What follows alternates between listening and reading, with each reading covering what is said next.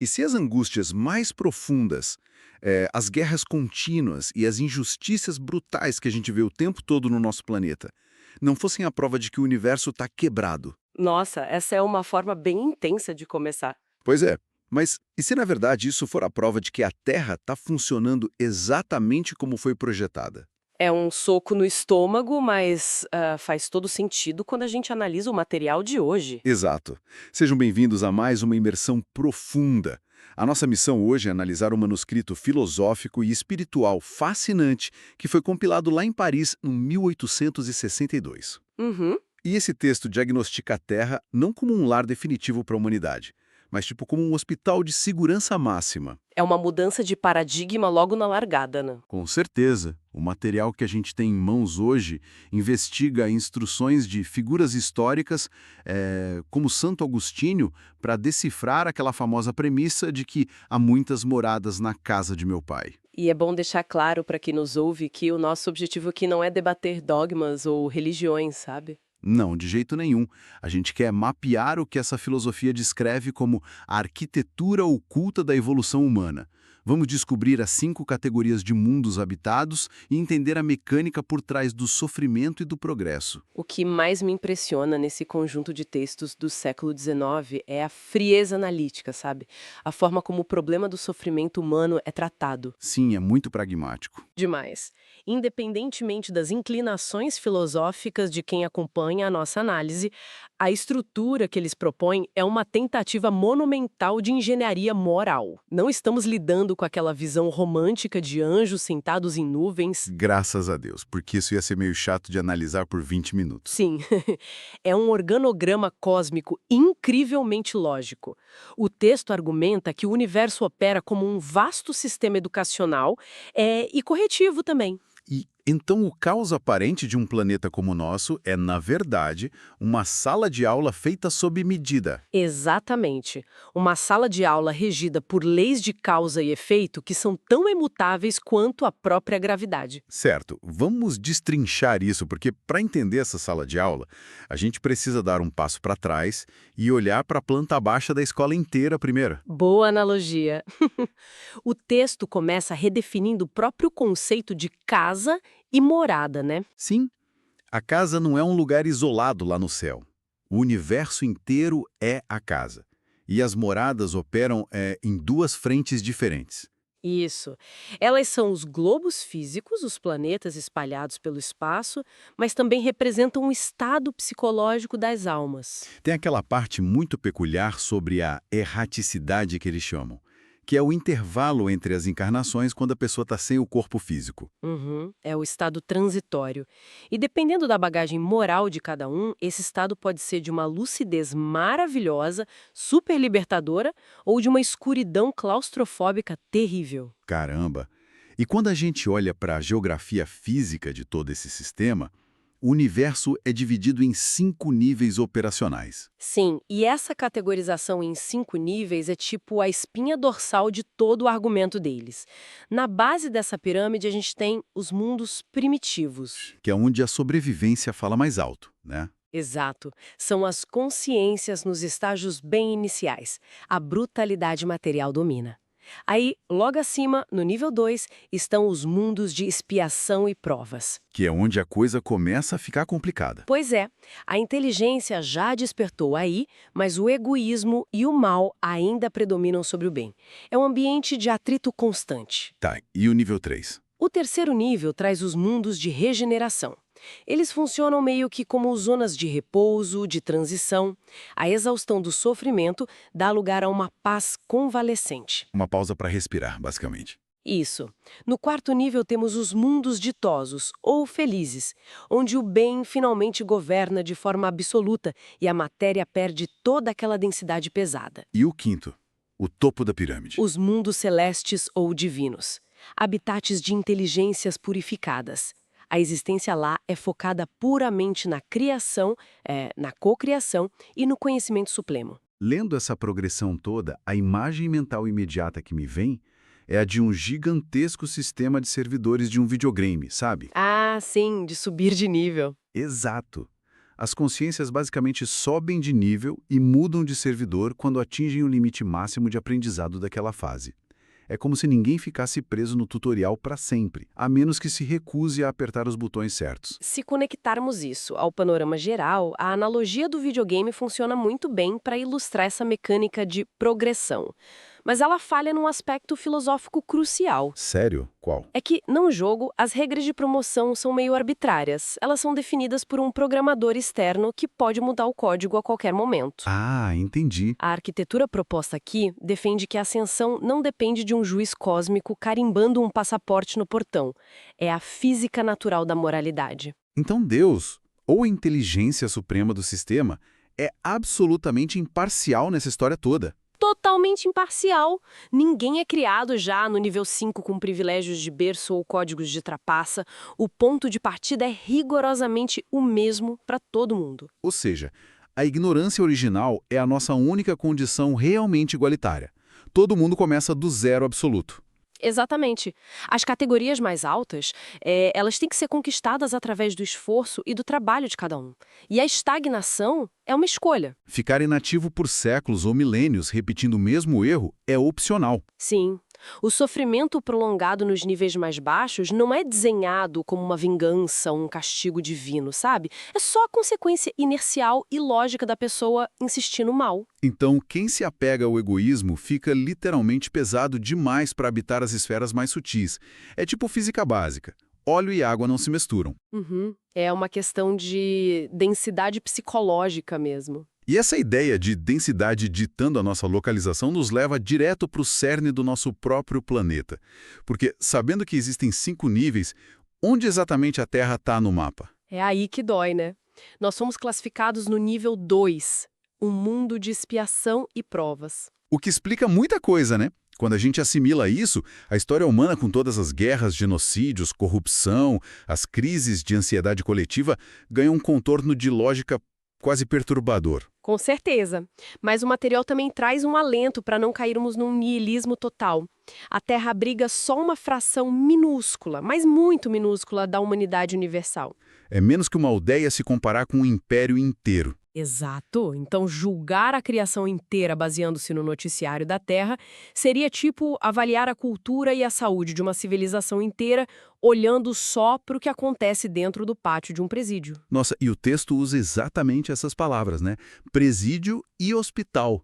Não é só força de expressão, é a descrição técnica da função do nosso planeta. É a função primária dele. E a lógica por trás disso, dentro do sistema deles, é irrefutável. Uma administração eficiente não pega cidadãos saudáveis e pacíficos e os envia para um pavilhão penitenciário. Nem interna pessoas super saudáveis numa UTI. Exatamente. Então, a dor, a doença, a miséria não são falhas do sistema terreno. São os bisturis da sala de cirurgia. O atrito é a ferramenta pedagógica para desgastar o orgulho humano. Espera aí. Se a premissa é de que a gente vive num hospital prisional, surge uma implicação bem pesada. Isso significa que todo mundo aqui, sem exceção, é um doente terminal ou um criminoso cósmico. Então, a própria documentação faz uma divisão demográfica muito fascinante para explicar isso. A divisão entre as raças, né? Isso. O texto separa a população terrena em 2 grandes blocos. Primeiro, as chamadas raças indígenas, que seriam espíritos na sua verdadeira infância evolutiva, cursando as matérias básicas. E o segundo bloco? Os espíritos exilados. E essa distinção é a chave para entender a anatomia do nosso sofrimento e as maiores contradições da nossa civilização. Como assim? Quem são esses exilados? São mentes que já tinham alcançado graus absurdos de inteligência e conhecimento científico lá em mundos superiores, mas o avanço intelectual não acompanhou o moral. Então eles eram gênios, mas pessoas horríveis. Basicamente. Eles se tornaram elementos de perturbação num ambiente harmônico e foram expulsos. O exílio para a Terra tem uma utilidade dupla incrível, bem típica de um universo que não desperdiça nada. Tá. Qual é a primeira? Primeiro, o ambiente hostil da Terra serve para curar a arrogância deles na marra, através da dor. Segundo, a inteligência que eles trazem atua como um motor para impulsionar a tecnologia e a civilização das almas mais jovens, os tais indígenas. Nossa! Então a gente tem uma situação onde mentes brilhantes, mas super egoístas, são forçadas a pavimentar estradas e desenvolver a agricultura para as almas em estágio infantil, enquanto lidam com o próprio castigo. Exato. E isso ilumina o nosso maior paradoxo moderno. A gente sempre se pergunta como que uma espécie que mapeou o genoma humano e manda sonda para Marte ainda bombardeia hospitais e passa fome. A inteligência foi importada de fora, mas o caráter ainda está rodando na versão de testes. Faz muito sentido, mas isso levanta outra questão. Pode falar. As sociedades mais avançadas intelectualmente e até os indivíduos mais geniais costumam ser os mais atormentados por angústias e depressões. O infortúnio pune de forma desigual. Pune com precisão cirúrgica baseada justamente na capacidade de percepção de cada um. O texto é claríssimo. O infortúnio afeta os exilados de um jeito infinitamente mais agudo. Porque eles têm mais sensibilidade. Sim, uma mente em estado bruto sofre com o frio, sofre com a fome, a dor é imediata. Mas um espírito que traz impressa no inconsciente a lembrança de mundos perfeitos, que tem um intelecto dilatado, Essa pessoa experimenta a injustiça e a falta de propósito como uma tortura, né? uma tortura devastadora. É o próprio castigo gerando o progresso. A mente inteligente que antes explorava os outros, agora aprende o valor da justiça sofrendo na pele. O feedback é implacável. É aqui que a coisa fica realmente interessante. Porque se a Terra precisa dessa pedagogia brutal, dessa fricção, onde a gente precisa ficar doente para valorizar a saúde, como que é a vida num mundo que já superou isso? É aí que o texto nos dá um vislumbre maravilhoso do nível 4, os mundos ditosos. O retrato que emerge parece ficção científica. Pois é, a documentação diz que a biologia lá responde à leveza da mente, né? Os corpos não se arrastam sobre a gravidade. Eles deslizam, eles planam na atmosfera. Sim, porque não carregam a densidade energética do ódio ou do apego material. A subordinação da matéria à mente é total. A biologia não é mais uma fonte de dor. Sem doenças, infância quase nula e a morte. A morte perde todo aquele contorno de horror. É só uma transformação feliz, uma troca de roupa consciente. E eu achei fascinante o detalhe sobre a estética deles. O texto fala que a inteligência e a vida interior cintilam ao redor deles. Sim, sugerindo que as auréolas dos santos pintados pelos artistas aqui na Terra eram intuições reais sobre essa aura de energia das mentes depuradas. Muito louco isso. E lá não tem guerras, óbvio, não tem senhores e escravos. A única hierarquia é moral. Quem é melhor moralmente lidera por respeito espontâneo. Um sistema político perfeito. Mas eu fiquei pensando, o texto diz que na Terra a gente precisa do mal para sentir o bem, igual precisamos da noite para ver as estrelas. Num mundo sem dor, sem escassez, essas almas não ficariam meio letárgicas ou entediadas? Isso levanta uma questão super importante. E eu até sorrio quando ouço isso, porque é a nossa barreira imaginativa mais difícil. O tédio do paraíso é uma métrica puramente humana. Como assim? Pensa na arte e na literatura. Os grandes gênios conseguiram pintar e descrever os tormentos do inferno de forma assustadora. Porque dor, traição, fogo, a gente conhece isso muito bem. A gente vive isso. Exato. Mas tenta descrever o paraíso. Fica aquela coisa estática, pessoas de branco, tocando harpa numa nuvem. A gente falha a imaginar a alegria do céu porque nunca experimentou ela de verdade. Falta vocabulário empírico. É tipo tentar explicar para alguém que nasceu no escuro o que é um arco-íris brilhante. A pessoa não tem como processar a ideia de cor vibrante. Perfeito. O nosso ponto cego é achar que o aprendizado só acontece pela fuga do desconforto. Aqui na expiação, a gente corre pra frente porque o chão tá pegando fogo, certo? Certo. É o medo que empurra. Nos mundos superiores, essa necessidade de contraste rústico acaba. O motor do progresso vira a atração inesgotável pelo conhecimento e pelo amor desinteressado. A dinâmica deixa de ser sobre sobreviver e vira puramente criação. Exato. Uma serenidade inabalável focada no autoaperfeiçoamento que não tem teto. Não tem como ser entediante. Faz sentido. Entendemos o abismo entre nós e eles. Mas a grande questão é, a gente não pula da UTI direto para a maratona, né? De jeito nenhum. O universo não dá saltos mágicos que desrespeitam o tempo. É aí que entra o degrau intermediário, o nível 3, os mundos regeneradores. Que é onde a Terra está tentando entrar agora. Se a Terra é o trauma e o nível divino é a saúde, os regeneradores são o quê? A convalescência. Isso. As fontes usam exatamente esse termo. A calma após a tempestade, ou a convalescença após uma doença cruel. A saúde total ainda não chegou, mas o risco de morte passou. E como é a vida lá? As pessoas ainda têm corpo de carne? Tem. Ainda são de carne, ainda são falíveis e sujeitos à matéria densa. A distinção gigante é o silenciamento das paixões destrutivas. Então, adeus ao orgulho sufocante, à inveja que corrói tudo. Exato. A palavra de ordem passa a ser o amor e a equidade perfeita. O ambiente muda totalmente. É a aurora da felicidade. Então, o que tudo isso significa para nós hoje? Significa que o planeta Terra não é um palco de teatro estático, onde só os atores mudam? Não. O que é fascinante aqui é essa lei do progresso.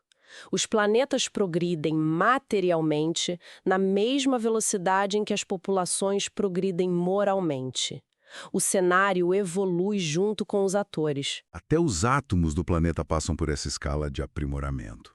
A Terra está saindo da fase de expiação e entrando num período de transição para se tornar um mundo de regeneração. O globo todo está programado para passar por isso. Melhorias climáticas, estruturais, para se adequar a uma nova vibração. Mas o texto adverte, a promoção não é um passe livre coletivo. O livre-arbítrio continua valendo? Muito. Mesmo na regeneração, não avançar é recuar. A queda ainda é possível para quem insistir deliberadamente no mal. Essas consciências ficam inaptas para a nova frequência da Terra e são repelidas para mundos primitivos. Nossa. Recapitulando então a viagem mental que a gente fez hoje. Exploramos 5 categorias cósmicas, vimos a Terra sob essa ótica clínica de um hospital evolutivo focado no ensino, vislumbramos os seres de luz planando nos mundos felizes. E descobrimos que o nosso próprio planeta está no meio de um monumental upgrade de sistema operacional, né? Exato. Para quem nos ouve, acho que essa lente cosmológica é incrivelmente libertadora. O sofrimento sistêmico, as falhas, as injustiças, não são os estilhaços de um universo caótico ou abandonado. São evidências de uma escola rigorosíssima, onde cada dor tem uma finalidade funcional de cura. Quando você entende que a angústia tem um propósito cirúrgico, o sofrimento deixa de ser ruído e vira ferramenta de refinamento. É perfeito. E isso me leva a um pensamento provocativo final, pegando o gancho nessa ideia de transição. O texto afirma que a destruição física ou social é só o meio de se chegar, pela transformação, a um estado mais perfeito. Pensando nisso, e olhando para os nossos dias atuais, será que as crises globais vertiginosas que a gente está vivenciando, tipo os colapsos climáticos, a polarização extrema rasgando a sociedade, as instituições balançando, será que isso não é o fim do mundo como tanta gente prega? Será que é só o barulho inevitável da demolição necessária? Exatamente. Se a Terra está sendo promovida física e moralmente a um mundo de regeneração, será que todo esse caos assustador do presente não é só o som das marretas quebrando as velhas paredes do nosso hospital cósmico? Para dar lugar a uma estrutura muito melhor e mais saudável. Nossa. Para mim, faz todo sentido. Fica a reflexão para quem está acompanhando a gente. É uma perspectiva muito boa para se ter enquanto a gente assiste a poeira sentar. Com certeza. Um jeito bem mais construtivo de encarar a turbulência. Pois é. Continue questionando, continue explorando essas ideias com a gente. Um grande abraço e até o nosso próximo mergulho profundo.